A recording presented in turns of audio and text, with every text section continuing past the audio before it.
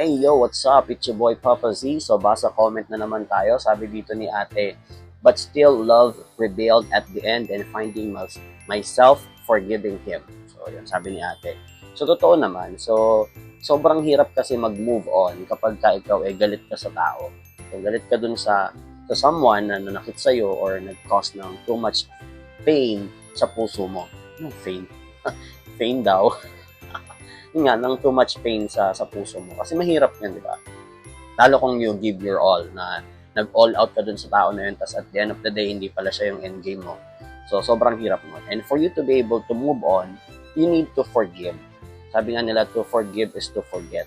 Not totally forget, pero forgiving someone na nakasakit sa'yo is malaking factor sa healing process mo.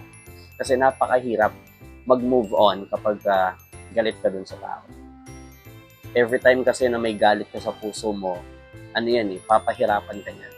Yan yung isa sa magti-trigger ng pagiging malungkot mo, magpe-prevent ng happiness na dapat dadating sa buhay mo. So, if you are someone, again, na nasaktan, na too much pain yung naramdaman mo sa puso mo, mag-start ka munang magpatawad.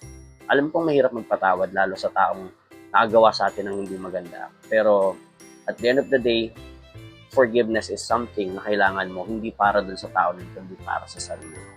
Pag napatawad mo na yung tao na yun, magkakaroon ka na ng way para makahakbang, para mahanap yung tunay na happiness mo. Yun ang yung para kay Papa Z.